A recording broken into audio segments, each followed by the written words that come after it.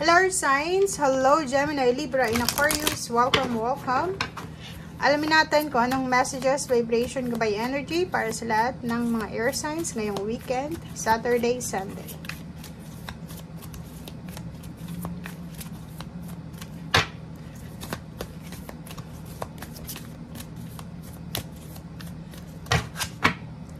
Okay. Walang lumalabas guys. Orphan. Biblical phobias. Lessons and blessings.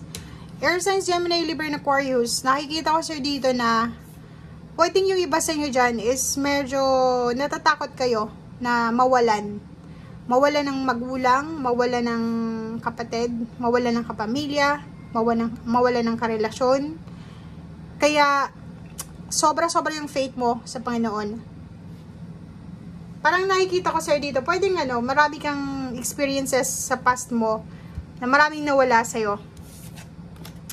Maraming lessons, maraming blessings din, maraming regrets, parang ganon. Ang posibleng naramdaman mo sa past mo. But sinasabi ng barahan mo dito na this weekend, medyo magkikling ka sa kung anong mayroon ka sa ngayon. Like for example, relationship, family relationship, or kung ano pa man. Parang maiisip mo na yun yung importante sa akin eh. Yun yung mas mahalaga sa akin, yung relationship. Yun yung mahalaga sa akin eh. Medyo meron kang phobias or fear na maiwan. Pwedeng lumaki kang broken, lumaki kang hindi nabibigyan ng atensyon ng iyong magulang, ng iyong pamilya, or pwedeng lumaki kang walang magulang, parang ganon. So, maraming blessings, maraming lessons in life, learnings ka, take home ideas, inspiration na makukuha sa weekend na to. Okay? So, kung ano man yan, i-share mo yan sa comment section.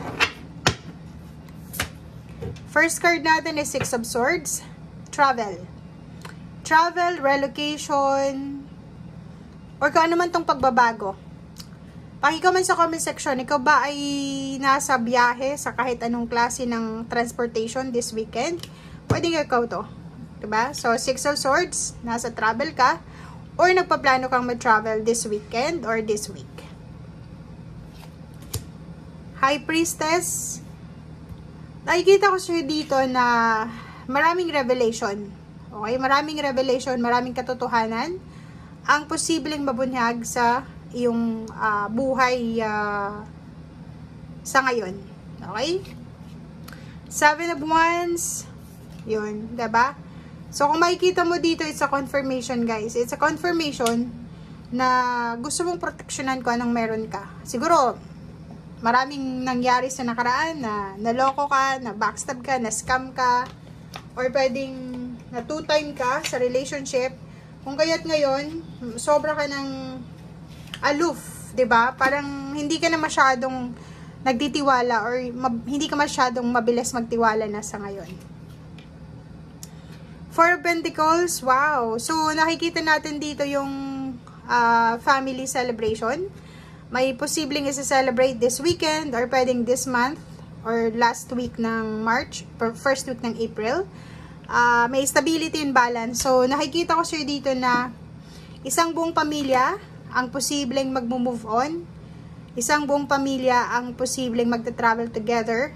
Aalis sa lugar na hindi na resonated sa kanila. Emotion na hindi na resonated sa kanila.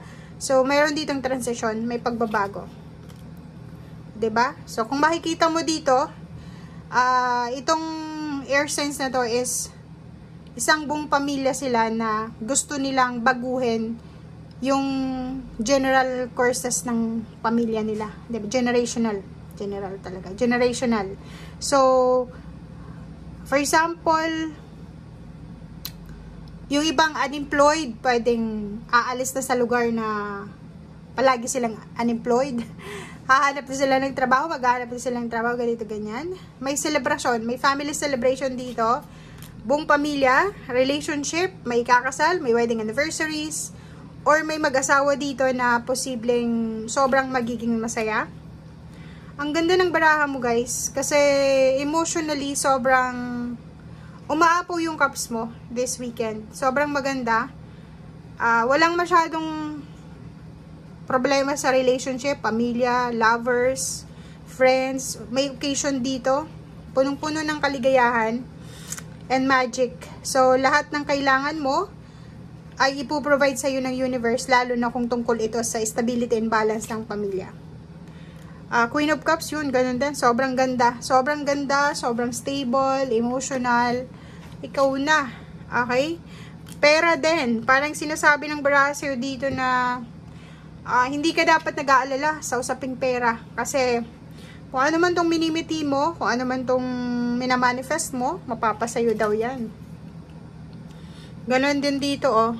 Freedom. If nagmamanifest ka ng freedom sa sarili mo, like relationship freedom, financial freedom, spiritual freedom, or kung ano pa man, ibibigay daw yan sa'yo ng universe. Okay? So, wag mong ihang, wag mong iudlot. Tama ba yung Tagalog ko? Wag mong ihang, wag mong i-pause kung ano man tong mga plano nyo sa buhay. Lalo na this weekend, kung may plano ka, go lang, oh. Diba? Tingnan mo, oh. Sabi sa'yo dito ng Knight of Swords, go lang. Go. Gawin mo kung ano yung plano mo this weekend. Gawin mo. 'Di ba?